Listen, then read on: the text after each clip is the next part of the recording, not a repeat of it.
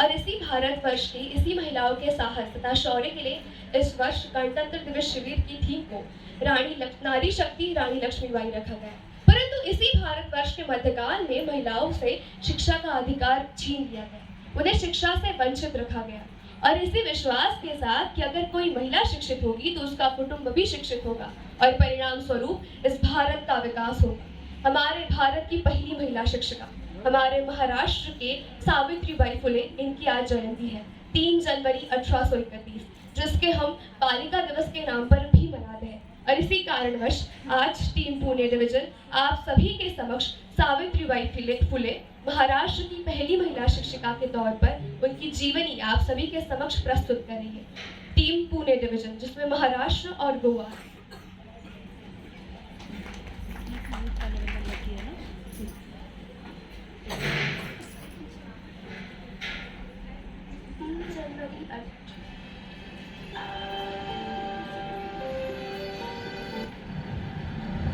3 जनवरी 1831 जब महाराष्ट्र के पुणे में सावित्री का जन्म हुआ। एक दलित परिवार में जन्म लेने के कारण सावित्री का पूरा बचपन समाज की कुव्यवस्थाओं में बिता।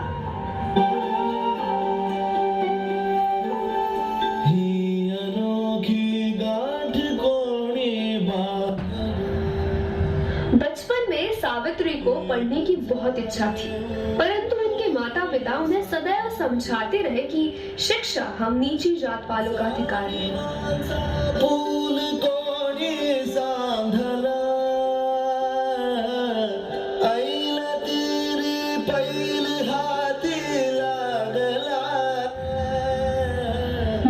की आयु में सावित्री का महात्मा ज्योतिबा फुले से विवाह हुआ और वो बनी सावित्रीबाई फुले। ज्योतिबा शिक्षण आवश्यक है इस भावना से ओतप्रोत थे।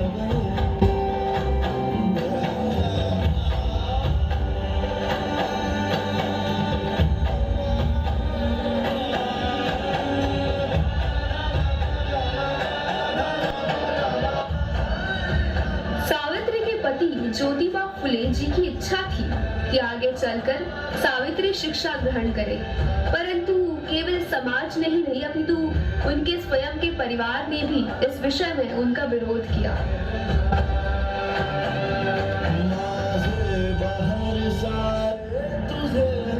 ज्योतिबा खेती किया करते थे, तो शिक्षा के उपाय स्वरूप जब जब सावित्री खेत में ज्योतिबा से मिलने जाती थी तब तब ज्योतिबा उनको पढ़ाते थे।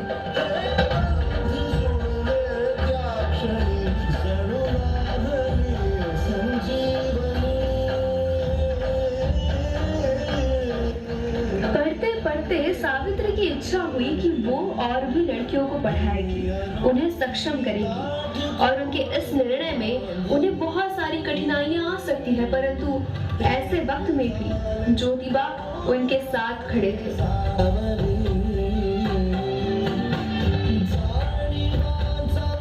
विद्यादान के लिए विद्यालय भी आवश्यक है, परंतु जिस समाज में लड़कियों का पढ़ना ही अनुचित था वह विद्यालय कहाँ से बनेगा? ये प्रश्न सावित्री तथा ज्योतिबा के समक्ष उपस्थित था। उस वक्त पुणे के भीड़े पंत ने अपना वाड़ा महिलाओं के शिक्षा के लिए दिया और ऐसे बना महिलाओं का पहला विद्यालय महाराष्ट्र के पुणे में।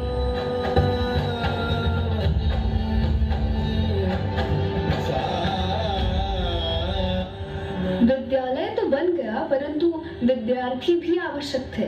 सर्वप्रथम सावित्रीबाई एवं ज्योतिबा ने समाज की कुप्रथाओं से पीड़ित महिलाओं को शिक्षा देना शुरू किया, क्योंकि उनके अनुसार उस गट की महिलाओं को शिक्षा देना भी उतना ही आवश्यक था जिससे समाज में बदलाव आ सके।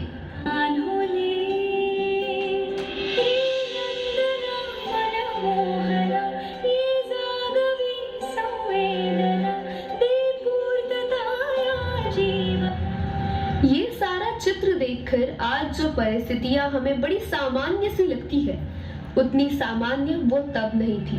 समाज का विरोध तथा आक्रोश बढ़ता जा रहा था।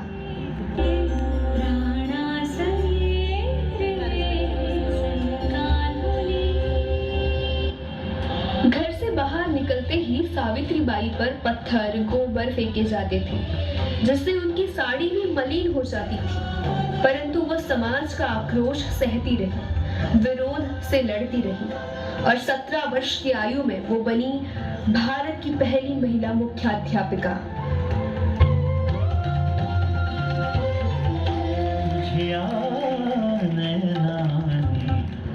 और ऐसे मिला महिलाओं को शिक्षा का अधिकार। आज भारत के हर गांव में, हर जिले में महिलाएं पढ़ रही हैं, शिक्षा ग्रहण कर रही है। आज भारत की 92% महिलाएं शिक्षा के लिए आगे आ रही है और यही दर्शाता है कि शिक्षा कितनी आवश्यक है, जिसी के कारणवश आज हम सभी यहाँ उपस्थित हैं और हमें शिक्षा का अधिकार दिलाने वाली भारत की पहली महिला शिक्षिका सावित्रीबाई फुले और उनके पति महात्मा ज्योतिबा फुले का योगदान हम कभी भी नहीं भूल सकते।